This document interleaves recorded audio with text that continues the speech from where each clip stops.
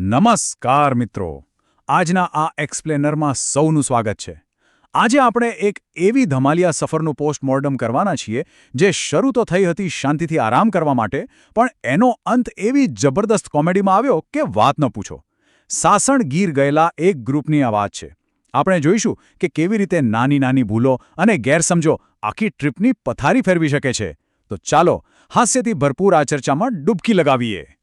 આજના આ એક્સપ્લેનરના મુખ્ય પડાવો પર ફટાફટ એક નજર કરી લઈએ. પહેલા મોંઘી કેરી અને નિયમો, પછી 500 રૂપિયાનો ભારે દંડ, જૂના દરવાજે ફસાયેલો પગ, સિંહ અને દીપડાની વાતો, અંબાજી જવાની અંધાધૂંધી અને છેલ્લે પ્રવાસનો અંત અને વિદાય. તો ચાલો શરૂ કરીએ. તો વિભાગ 1, મોંઘી કેરી અને નિયમો. જો અહીં મોટો લોચો ક્યાં વાગ્યો? બે સાવ અલગ પ્રકારની માનસિકતાઓના ટકરાવમાં. એક બાજુ છે રિસોર્ટવાળા, જેમની પાસે કડક નિયમો છે, દંડની જોગવાઈ છે અને સીસીટીવી કેમેરાની બાજ નજર છે. અને બીજી બાજુ આપણા પ્રવાસી મિત્રો, જેઓ એકદમ બિંદાસ્ત, ગામડાની ખુલ્લી માનસિકતાવાળા છે. એમને તો બસ મુક્તપણે ફરવું છે, આંબાના ઝાડ પર ચડવું છે અને કોઈ રોકટોક વગર જલસા કરવા છે. આ બે અલગ દુનિયાઓ ભેગી થાય એટલે બબાલ તો થવાની જ. હવે જોઈએ વિભાગ 2, 500 રૂપિયાનો ભારે દંડ. રિસોર્ટવાળાએ તો આવતાની સાથે જ કાયદાનો દંડો પછાડ્યો.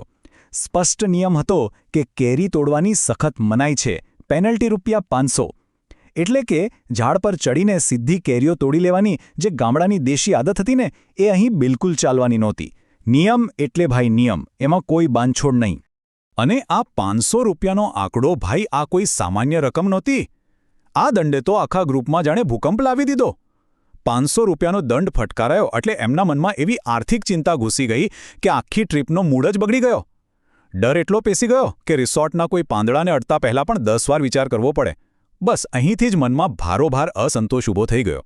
ત્યારબાદ આવે છે વિભાગ 3, જૂના દરવાજે ફસાયેલો પગ.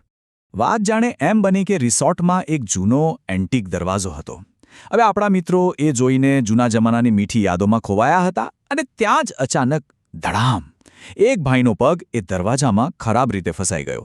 બસ પછી તો બૂમાબૂમ ચાલુ થઈ ગઈ. અલ્યા કાઢો કે કાઢો! એકદમ ઇમરજન્સી જેવો માહોલ સર્જાઈ ગયો. ગભરામણનો લેવલ જરા વિચારો.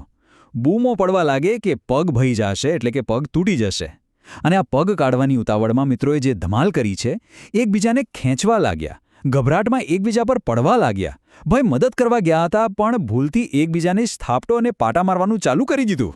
અને જોતજોતામાં આખું દ્રશ્ય એક ફૂલ ઓન કોમેડી સર્કસમાં ફેરવાઈ ગયું. દમાચકડી વચ્ચે જ કોઈ રાડ પાડે છે, આગળ જો મને બગાડો લ્યા મોટા થાપાયો. મતલબ કે પગ કાઢવાના ચક્કરમાં મિત્રો અંદરો-અંદર જ લડી પડ્યા. એક નાનકડી ભૂલ કેવી રીતે એક જોરદાર સ્લેપસ્ટિક કોમેડીમાં ફેરવાઈ જાય છે, એનું આનાથી ઉત્તમ ઉદાહરણ બીજું કોઈ ના હોઈ શકે. આગળ વધીએ વિભાગ 4 તરફ, સિંહ અને દીપડાની વાતો. હવે આ બધી બબાલ વચ્ચે હરીજી નામના એક વડીલ ગિરનારની લીલી પરિક્રમાની પોતાની જૂની અને રોમાંચક વાર્તા કાઢે છે. તેઓ બહુ જ ઉત્સાહથી સમજાવે છે કે કેવી રીતે તેમણે પહેલાં સાવજ એટલે કે સિંહ જોયો, પછી ચિત્તો જોયો અને પછી હરણ જોયું. ખરેખર આ એક બહુ જ ભવ્ય અને નોસ્ટાલ્જિક વાર્તા બની શકતી હતી જો એમને પૂરી કરવા દીધી હોત તો. પણ ગ્રુપના મિત્રો ક્યાંથી વાર્તા પૂરી થવા દે?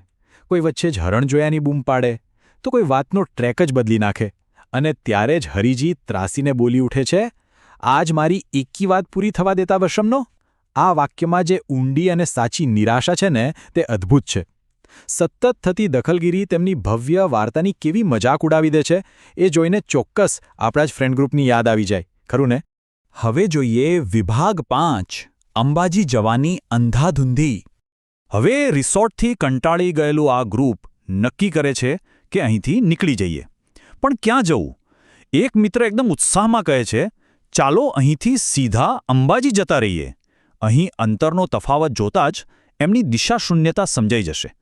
એમને એમ કે એમના ગામથી અંબાજી 100 કિલોમીટર છે, તો સાસણગીરથી પણ એટલું જ હશે. પણ વાસ્તવમાં સાસણથી અંબાજી આશરે 700 કિલોમીટર દૂર છે. આ અજ્ઞાનતાએ એમના નવા પ્લાનની પૂરેપૂરી હવા કાઢી નાખી. ફ્રસ્ટ્રેશનમાં પછી તો કેવા અટપટા સૂચનાઓ આવવા લાગ્યા એ સાંભળો. કોઈ કહે છે રાજસ્થાનમાં જઈને ધોળું રણ જોઈએ. અરે ભાઈ, ધોળું રણ તો આપણા કચ્છમાં છે. તો કોઈ પેલી 700 કિલોમીટર દૂર અંબાજી જવાની જીદ પકડીને બેઠું છે, તો વળી ત્રીજો કોઈ સીધા સોમનાથ જવાનું કહે છે.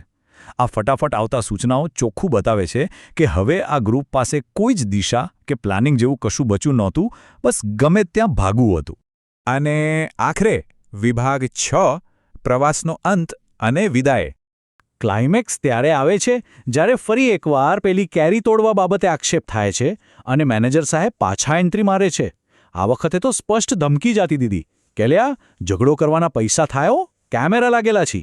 બસ આ સીસીટીવી કેમેરાનો ડર અને ઝઘડો કરવા પર વધારાના દંડની વાત સાંભળીને ગ્રુપની સહનશક્તિનો પારો તૂટી ગયો. આધુનિક રિઝોર્ટના આ કડક નિયમો એમના સ્વભાવ સાથે બિલકુલ મેચ નહોતા થતા, એટલે પછી છેવટે ઉતાવળે ભગમભાગ કરતા ત્યાંથી નીકળી જવાનું જ મુનાસિબ સમજ્યું. આ બધું જોયા પછી આ છેલ્લો વિચાર ખરેખર મગજને કસવા મજબૂર કરી દે છે. સાસણ ગીરના જંગલમાં ખરેખર સાચા જંગલી પ્રાણીઓ હતા કે પછી રિસોર્ટમાં રોકાયેલું આ મિત્રોનું ધમાલિયું ગ્રુપ? જરા વિચાર કરો. આ સવાલ આખી ઘટનાનો નિચોડ છે. ઘણીવાર માણસનો સ્વભાવ અને તેની વર્તણૂક જ એવા જ જંગલી અને રમૂજી દ્રશ્યો સર્જી દે છે કે જે કોઈ જંગલમાં જોવા ન મળે. આશા રાખું છું કે આ ધમાકેદાર સફરના એક્સપ્લેનરમાં તમને મજા આવી હશે.